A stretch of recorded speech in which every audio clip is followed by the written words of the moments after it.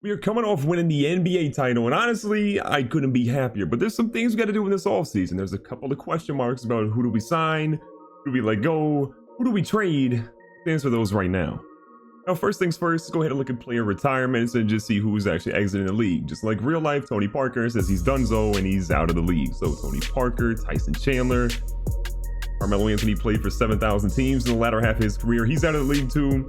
Nene, Zaza Pachulia, aka the guy that injured Kawhi Leonard. Shout out to the Raptors for winning the NBA title, by the way. J.R. Smith, you know how if you're winning or losing in the game, J.R.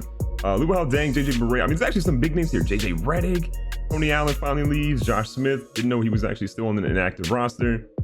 Gerald Green, one of the best dunkers in NBA history. I mean, there's some solid names, but most of the big guys, we're seeing that they were at the top of the list. For the Hall of Fame inductees, there's literally just one. So it's an inductee in this case, and it's Carmelo Anthony. Look, I roasted him, I made fun of him. His career was incredible. The latter half of his career, not so much. Before that, he had an incredible NBA career. He deserves to be celebrated. From a jersey retirement standpoint, you see Tony Parker and the Spurs, they're going to retire his jersey, and they rightfully should. Carmelo Anthony is retired by the Nuggets, and I think that probably makes the most sense. It was either there or the Knicks, and I don't think the Knicks would have retired him. So Denver retired his jersey. That's good. We'll probably retire a jersey at some point. It'll be Dwight Powell. For the league meetings in the offseason, there were a couple of rules that were basically pitched, and 2 of them got approved. If you look at them really quick, opposing teams entering the bonus after 6 fouls instead of 7, rejected. Odds of attaining a top 3 lottery pick are based on your team's final record, also rejected. But approved here was eliminating the 5-second back to the basket violation. Possession arrow rule to be used in place of jump balls after opening tip was rejected, but the trade deadline occurring 1 week later, that got approved. Now, the big thing coming up here is the NBA draft lottery. As you guys can tell, Virginia Storm, one of the teams that came in when we did, they have the odds of a top 3 pick. With the Grizzlies at 2, the Mavericks at 1, the Thunder are at 6. I mean, there are some teams that should not be that high up that are. The Trailblazers at 9? The heck is happening? And for the first time, probably forever, we're not in the lottery. So let's go ahead and see what the results are. I'm imagining the Mavericks are probably still in that 1 or 2 spot. And I completely jinxed the Mavericks. They're not even close. The Virginia Storm got the #1 overall pick. So it's Storm, the Nets, who I think were like 8 or something of that nature. Pistons, the Mavericks, the Grizzlies were at 2. They went to 5. The Thunder stayed at 6. You got Hornets, Clippers, Trailblazers, and Nuggets rounding out your top 10. We're picking at 33 because we won the NBA title. And now with the draft lottery kind of set, here's a look at what you're looking at for the projections, at least for the first round right now. Virginia Storm are looking to get KJ Martin. I believe he's the son of Kenyon Martin, former NBA player. Jalen Green to the Nets. RJ Hampton, who's going to be a stud. The Pistons, the Mavericks would get Isaiah Todd, who's going to be stupid good. BJ Boston, Evan Mobley, Jalen Suggs, Cassius Stanley. You can't put Cassius in because it'll trigger the language filter. Precious Achiuwa, Scotty Barnes, Noah Farrakhan. I mean, there are some really good young players, especially kind of in the guard swingman area. Moses Moody, Scottie Pippen Jr. out of Vanderbilt. Would love for him to fall to us at 33. It's not going to happen. But there's some overall good. Kyrie Walker. I mean, there's some top talent in this draft. And Marcus Bagley, if he falls to 33, got a good feeling that we're going to take him. And the guy they're actually projecting us is Cho Mariol, who, if he's available for us, I'm probably going to pull the trigger on him and draft into our squad, because I don't know if we're really going to be able to keep our backup center this year. Now, keep in mind, we do have Karis LeVert on our roster, and I really want to trade him, but I got to make sure we trade him for potentially the right player. I don't know if we can even get a top 5 pick at this point, but let's explore a couple of players that are up here in the upper echelon in case we end up finding ourselves in the top 10. So KJ Martin doesn't really fit what we need. We have Jaden McDaniels playing small forward, power forward, and we're really good in that area. Gonna be a waste of a pick, but if I'm getting rid of a shooting guard, I'm probably gonna go ahead and scout a couple shooting guards or point guards here. So Jalen Green, RJ Hampton, Isaiah Todd, again, don't really need that. BJ Boston, I don't know him enough about, but we'll give him a good look. Cassius Stanley, I know that dude can jump out of the gym. We'll give him an opportunity here. Let's see, Scotty Barnes. I'm looking really for like small forwards or shooting guards at this point. Scottie Pippen Jr., again, if he falls, maybe we'll take a gamble on him. Kyrie Walker, I've heard good things about Kyrie Walker, but he only has 1 badge, so that's not really ideal. We also got Noah Farrakhan, I've heard good things about him. I think Moses Moody, another shooting guard, and then really outside of that, I mean, I guess we'll throw in Scotty Barnes, Isaiah Jackson, maybe Evan Mobley, and Isaiah Todd, and that's all of our people we can actually scout. Let's see what the results look like. So the results come back pretty good. We got a 39-inch vert here for Scotty Barnes. I want to see what Cassius Stanley's vert looks like. 43 for his, oh my god, His sprint is 3.11. Kyrie Walker, 3.20 for his sprint. 41-inch vertical for him. 24 reps on the bench press. This dude is super strong.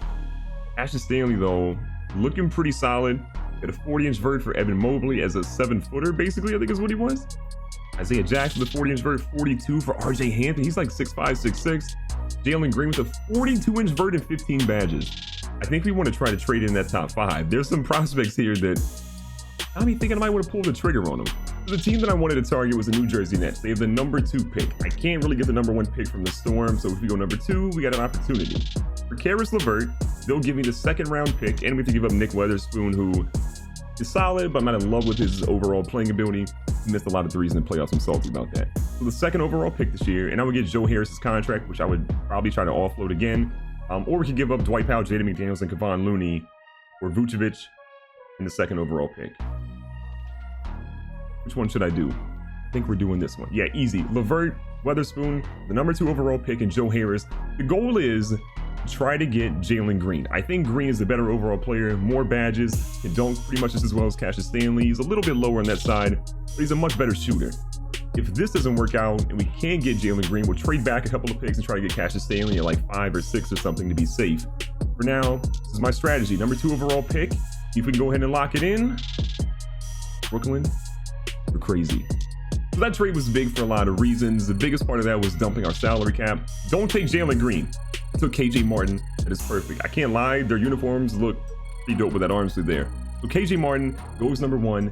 That means you know who's going number 2. Let's make that pick. So if we look at a lot of the players that we drafted, again, I'm getting that agile slasher shooter that I wanted here in Jalen Green. They call him a 2-way superstar. The last guy we had called a 2-way superstar is Jaden McDaniels, who's kind of a monster. So again, we don't really know what his exact rating's going to be. I have to imagine it'll be pretty good. A 7'3" wingspan's wild. You can see the guy we 100% scouted was Evan Mobley. He's an 80 overall.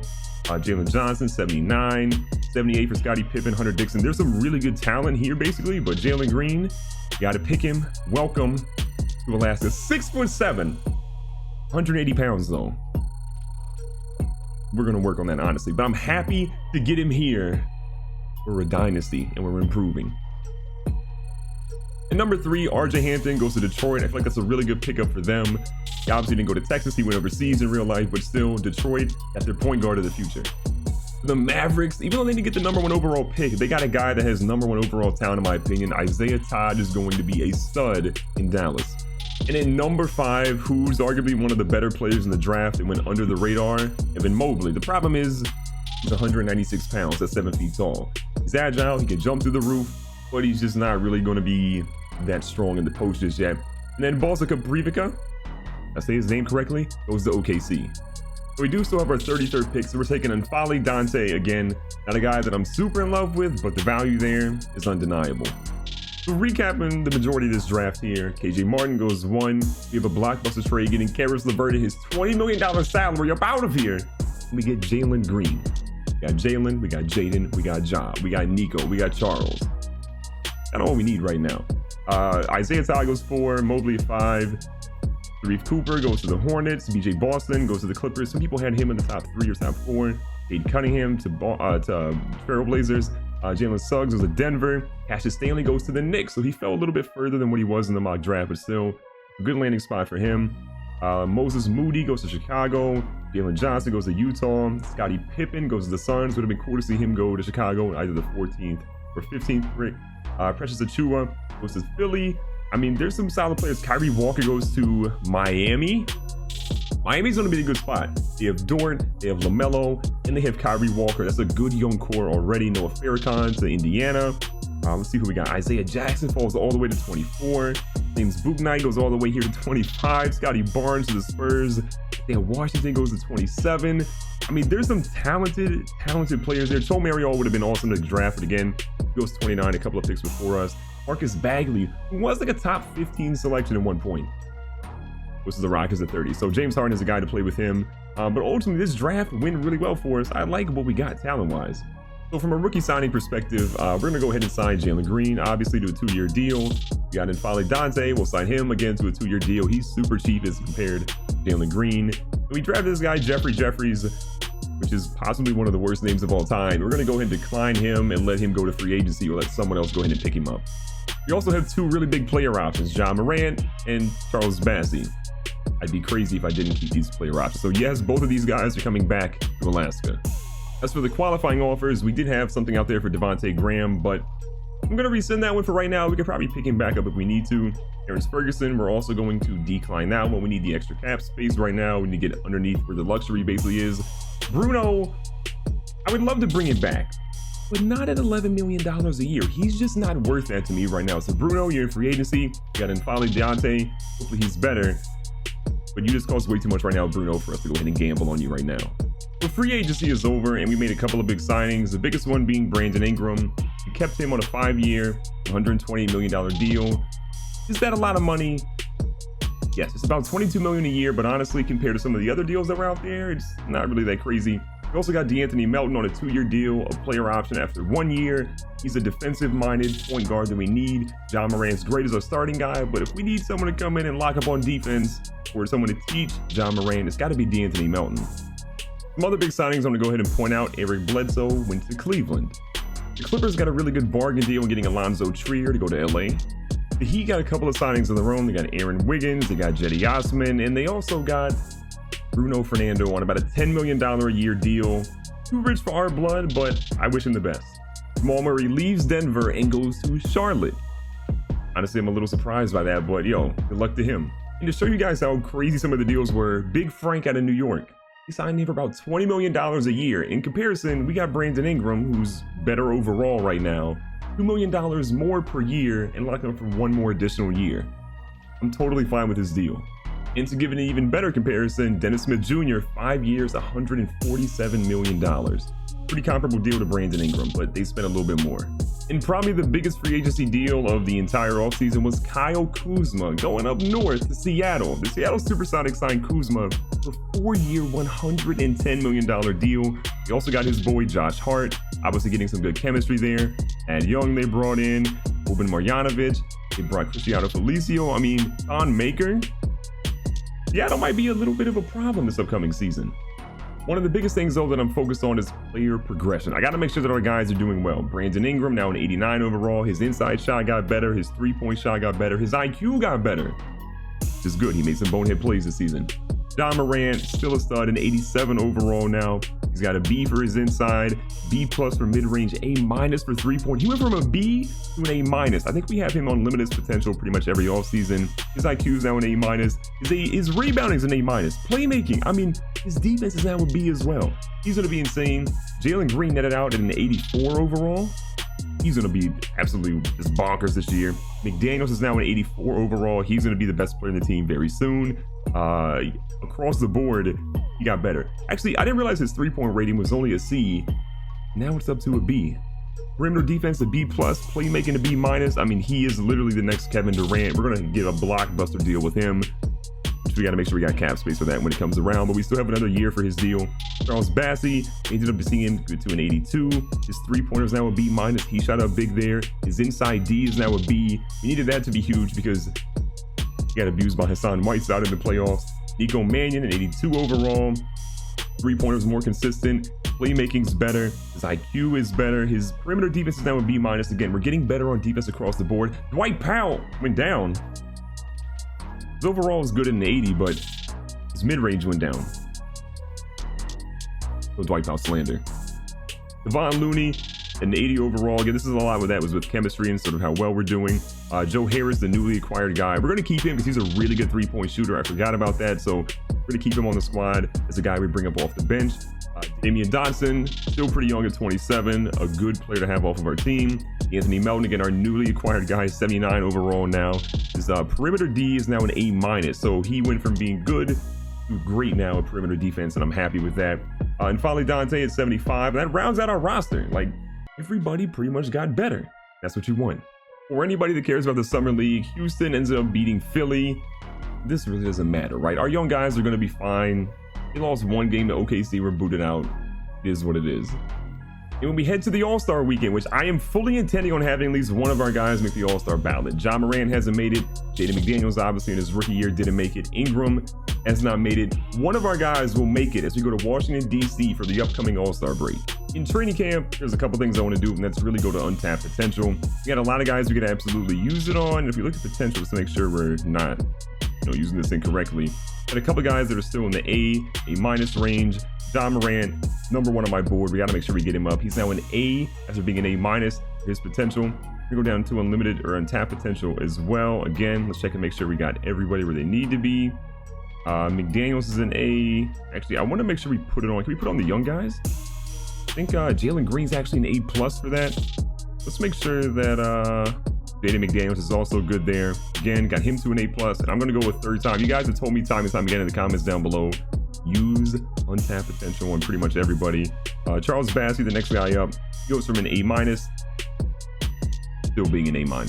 So here's our starting lineup for the very first game that you'll see in the next episode. Ja Morant at 1, Jalen Green, who's actually rated higher than Nico, at 2, Brandon Ingram at small forward, Jaden McDaniels at power forward, and Charles Bassey at center. Pretty similar to last year, except we don't have Karis LeVert or Nico in the shooting guard spot. That's because Nico hurt his knee. He's actually out on a day-to-day injury, so we'll see him probably by game 3 or 4 or something of that nature, but not opening night as we raise the championship banner.